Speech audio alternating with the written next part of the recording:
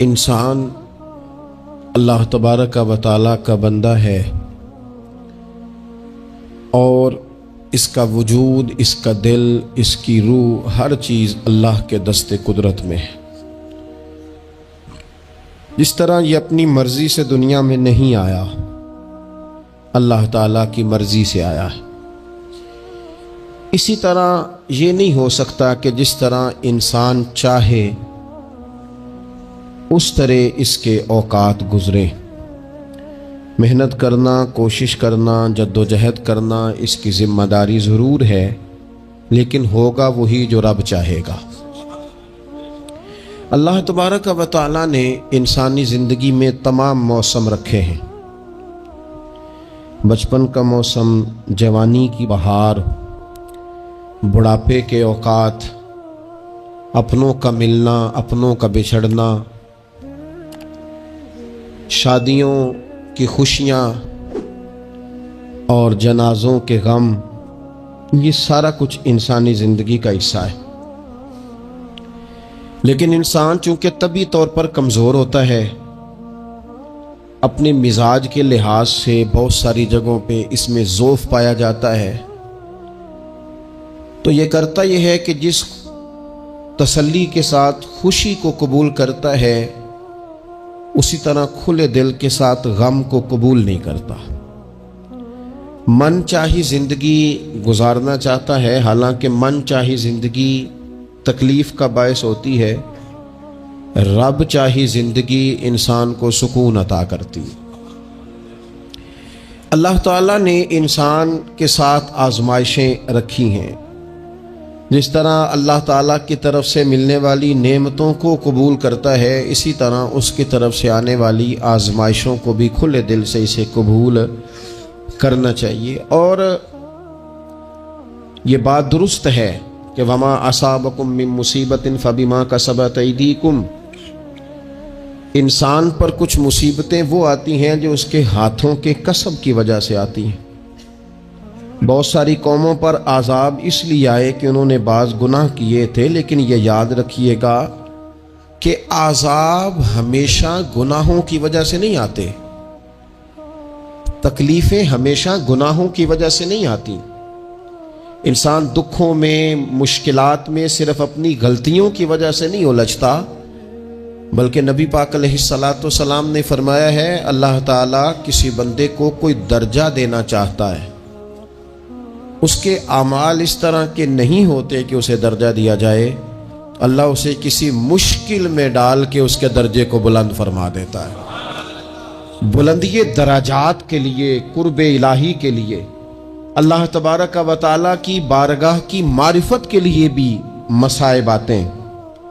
آپ دیکھیے نا، نبی پاک صلی اللہ تعالی علیہ وسلم نے فرمایا سب سے زیادہ تکلیفیں انبیاء پہ آتی ہیں، اور فرمایا میں اللہ کا محبوب ہوں، انبیاء کا سردار ہوں، میرے اوپر سب سے زیادہ تکلیفیں آئی ہیں، آزمائشیں آ جاتی ہیں، اور رب فرماتا ہے وَلَنَبْلُوَنَّكُمْ بِشَيْءٍ مِّنَ الْخَوْفِ وَالْجُوعِ، ہم ضرور تمہیں آزمائیں گے کچھ خوف کے ساتھ، کچھ بھوک کے ساتھ، وَنَقْصٍ مِّنَ الْأَمْوَالِ وَالْأَنفُسِ وَالثَّمَرَاتِ، ضرور تمہیں آزمائیں گے پھلوں کی اور جانوں کی کمی کے ساتھ۔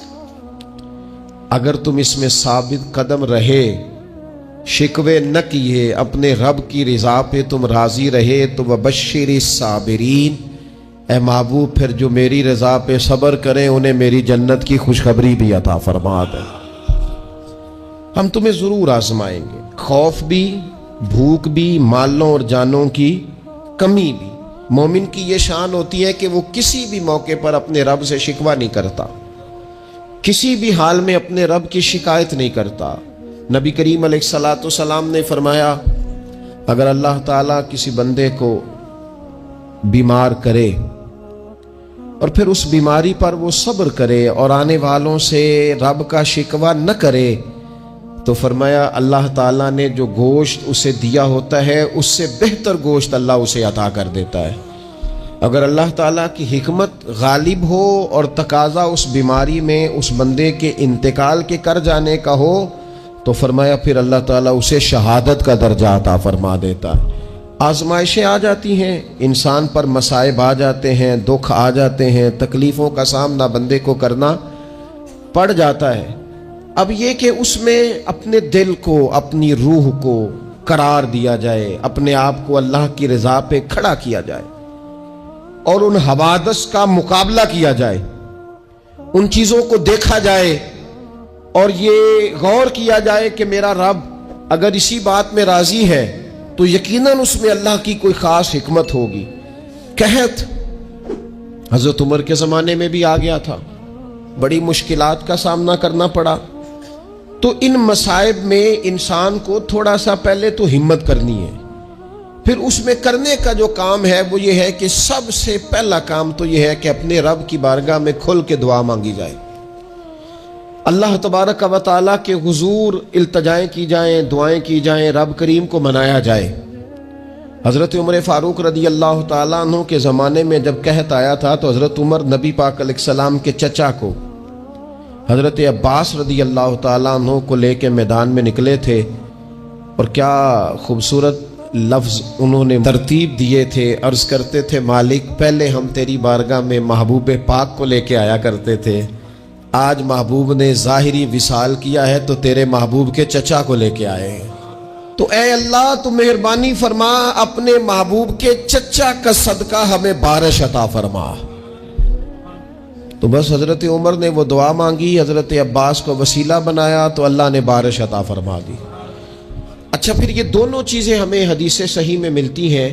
ایک نوجوان نے، ایک شخص نے آ کے حضور کی بارگاہ میں عرض کی یا رسول اللہ بارش نہیں ہوتی، دعا کر دیں، تو نبی پاک نے ہاتھ اٹھائے دعا کے لیے، اتنے ہاتھ بلند کیے کہ بغلوں کی سفیدی نظر آنے لگی۔ وہ کہتے ابھی محبوب کے دستے مبارک پوری طرح چہرے پر پھرے نہیں تھے کہ اللہ نے بارش عطا کر دی۔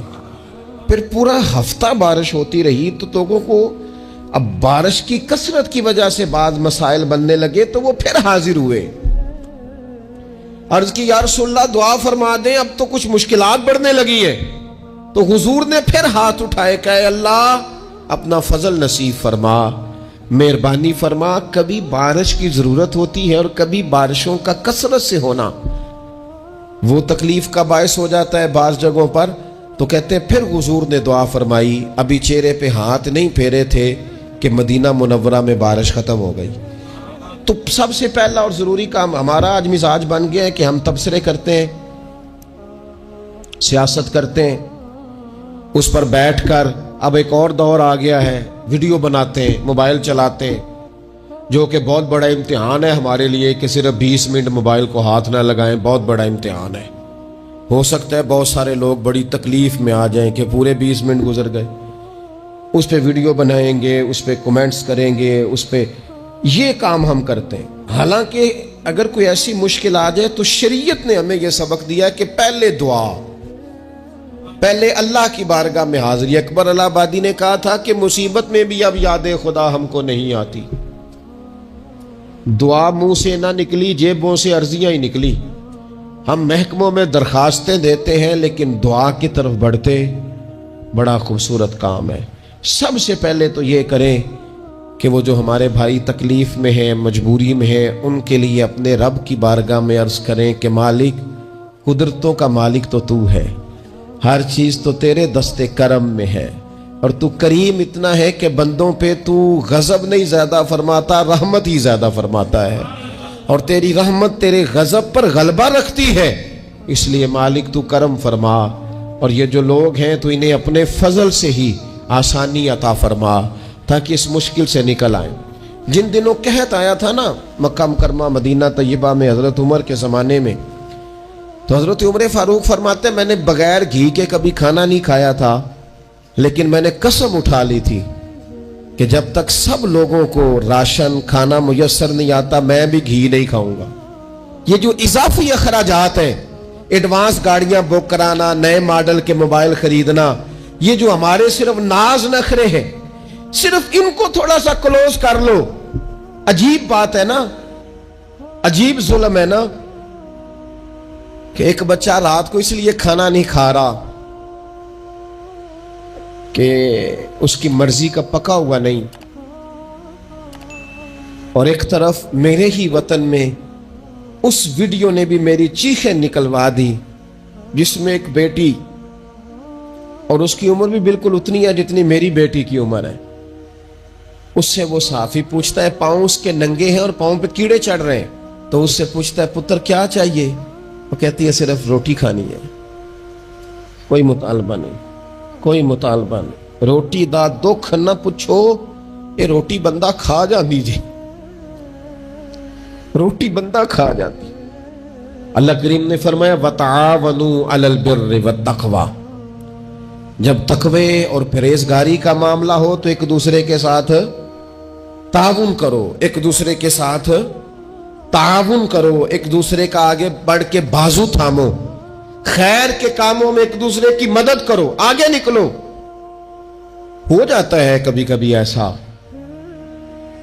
کہ ایک بھائی کے پاس بہت زیادہ مال ہوتا ہے، دوسرے کے پاس کم ہوتا ہے، اور نبی پاک صلی اللہ تعالی علیہ وسلم نے ارشاد فرمایا کہ یاد رکھنا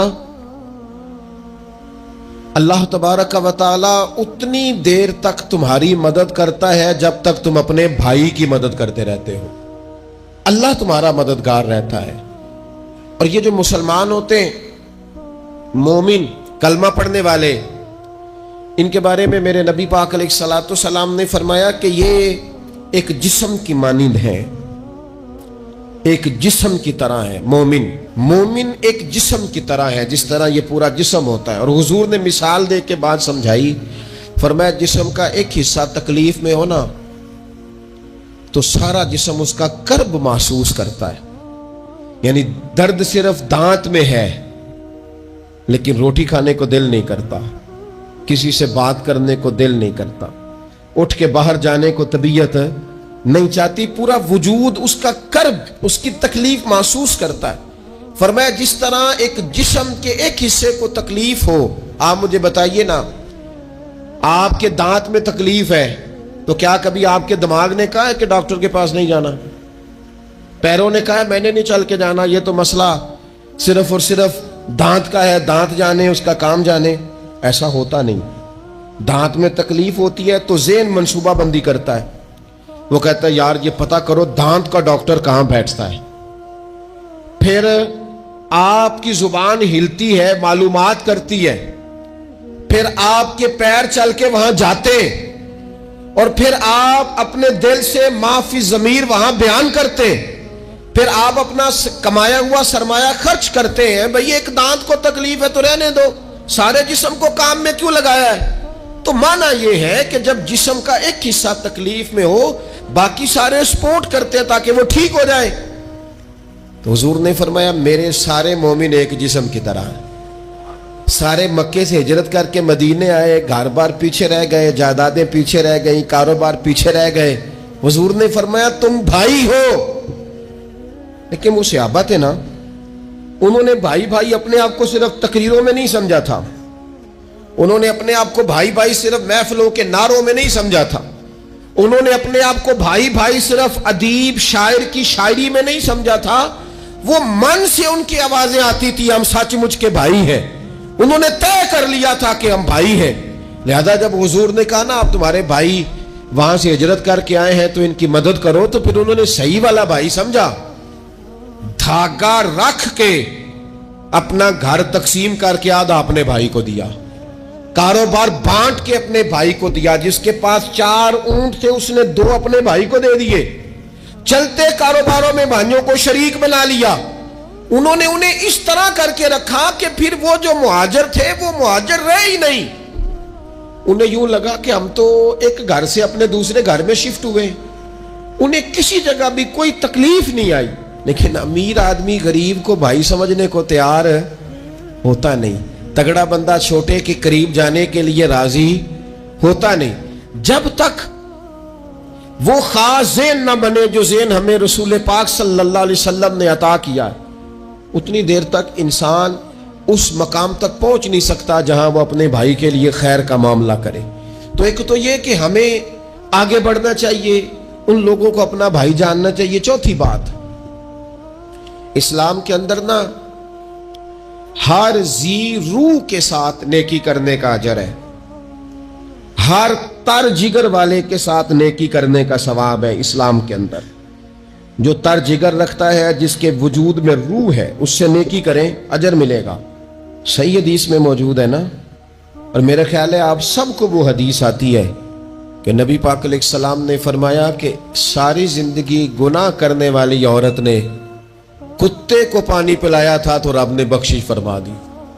کتا حلال جانور بھی نہیں، کتے کو پانی پلایا، ساری زندگی کے گناہ تھے، اللہ نے معاف کر دیا.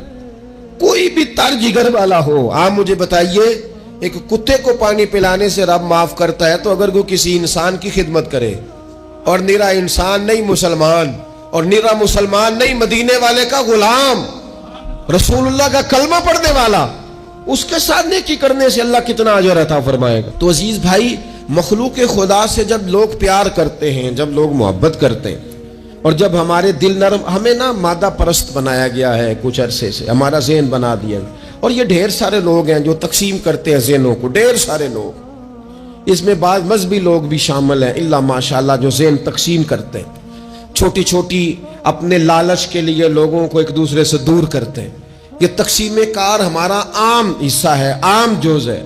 یاد رکھنا، جب قومیں مادہ پرست ہو جاتی ہیں نا، جب وہ ہر چیز کو پیسے میں تولتی ہیں اور پہلے اپنا نفع دیکھتی ہیں، پھر وہ معاشرہ انسانوں کا معاشرہ نہیں رہتا، وہ تاجروں کا معاشرہ ہوتا ہے. وہاں ہر چیز سیل ہوتی ہے، بیچی جاتی ہے. دوستو، قلبی طور پر جب دلوں میں گنجائش ہوتی ہے، جب ہمارے دلوں میں وسعت ہوتی ہے، جب ہمیں پیار کرنا آتا ہے، 2 آدمیوں کا کھانا 3 آدمی کھا سکتے ہیں. شرط یہ ہے کہ وہ تیسرے کو بٹھانے کی وسعت رکھتے ہوں. 4 آدمیوں کا کھانا 5 آدمی کھا سکتے ہیں. شرط یہ ہے کہ ان کے دلوں میں گنجائش موجود ہو. یاد رکھنا، ایک چھت کے نیچے ایک ہی گھر کے اندر 4-5 خاندان گزارا کر سکتے ہیں. شرط یہ ہے کہ ان کے دلوں میں گنجائش موجود ہو.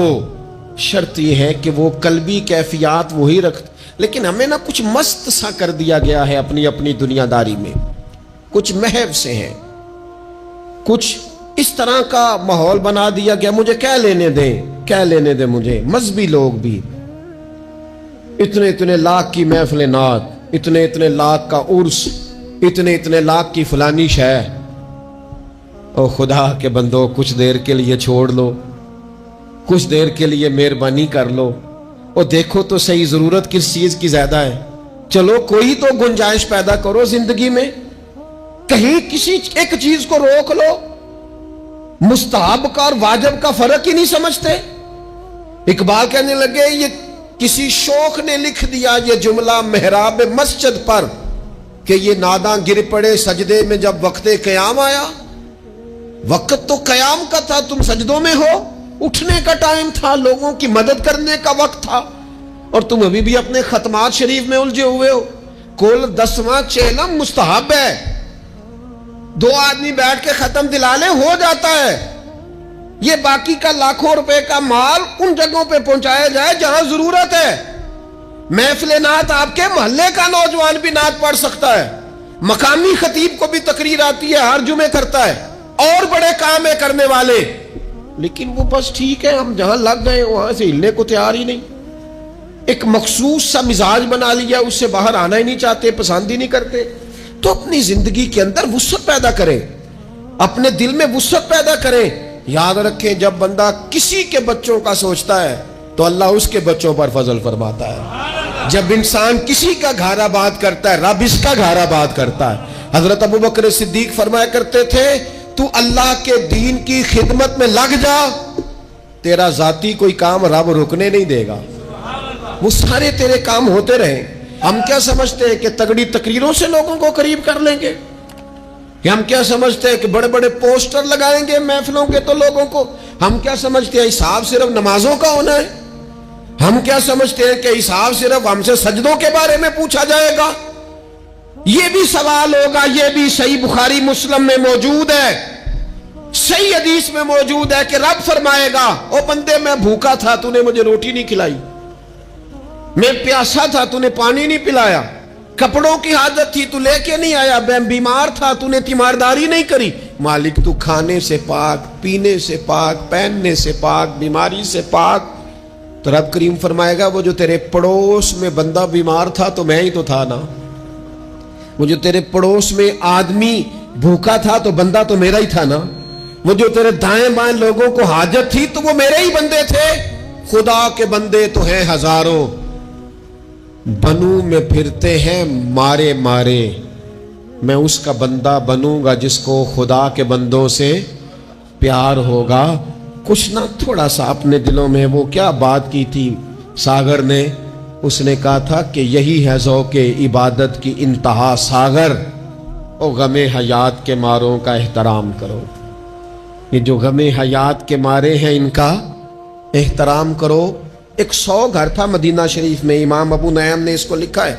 हमारे यहाँ भी लोग इफ्तारी कराते हैं, सियासी इफ्तारी रमज़ान में, सियासी इफ्तारियाँ जिनसे हमें काम नहीं पड़ता, जिनसे हमें कल को काम निकलवाना हो तो उनकी रोटी पकाई जाती है। सियासी वलीमे, सियासी दावतें, सियासी लोगों के इज्तिमात, VIPs के लंगर, ये हमारा कल्चर बन गया है, ये हमारा मिजाज बन गया है। और नबी पाक अलैहिस्सलाम ने फरमाया लानत उस दावत पर जिसमें अमीरों को बुलाया जाए और गरीबों को नजरअंदाज किया जाए, वो तो मलून दावत है।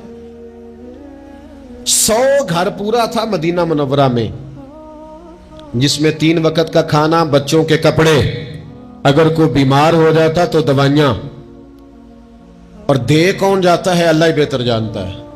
एक नकाब पोश आता था, दरवाजे पे दे जाता था, नाम पूछते थे तो नाराज हो जाता था। और ये एक दिन काम नहीं हुआ, सालों ये काम जारी रहा, पता ही कोई नहीं कौन दे जाता है, कोई खबर ही नहीं। फिर अचानक 2-3 दिन हो गए, वो लंगर आना बंद हुआ, वो अखराजात उठाने खत्म हुए। अब लोग एक दूसरे से पूछने लगे कि वो खाना तेरे घर भी नहीं आया, तेरे घर भी नहीं आया, पता करो कब से नहीं आया, पता करो कब से नहीं आया। तो तय हो गया, जब लोगों ने तारीखें लगानी शुरू की, एक दूसरे के साथ मिलानी शुरू की, तो 18 मुहर्रम से मेरे घर नहीं आया। हाँ, हमारे यहाँ भी 18 मुहर्रम से नहीं आया, पता करो, तहकीक करो। पता चला कि 18 मुहर्रम को इमाम ज़ैनुल आबिदीन का विसाल हुआ है। सैयदा पाक का ये शहजादा, इमाम हुसैन का करबला में बच जाने वाला ये जानशीन, एक 100 घरों में और थोड़ी सी आबादी, 100 घरों में 2 वक्त खाना, और अपने कंधे पे तोड़ा रख के, लंगर की बोरी रख के पहुंचा के आते, और चेहरे पे नकाब होता। कोई पूछता नाम क्या है तो नाराज हो जाते। 100 घरों में खाना जाता। उनके विसाल के बाद जब गुस्ल दिया जा रहा था तो मोटे मोटे निशान थे कमर पे। लोगों ने उनके बेटे से पूछा कि ये क्या है, तो फरमाने लगे मेरे वालिद अपने कंधों पे थैले रख के आखिर उम्र तक घरों में पहुंचा के आते रहे। लोगों ने कहा हुजूर आप क्यों नहीं जाते थे, आप जवान थे। तो आपके शहजादे कहने लगे मैं कहता था अब्बा जी से कि मैं ना चला जाऊं, तो फरमाते थे पुत्र अगर तू जाएगा तो फिर तुझे उस गरीब का नाम भी बताना पड़ेगा। मैं तेरे सामने पर्दा नहीं खोल सकता, ये मेरा और मेरे रब का राज है। इस चुपके के साथ, इस मोहब्बत के साथ हजरत इमाम ज़ैनुल आबिदीन रदियल्लाहु ताला अन्हु खिदमत करते।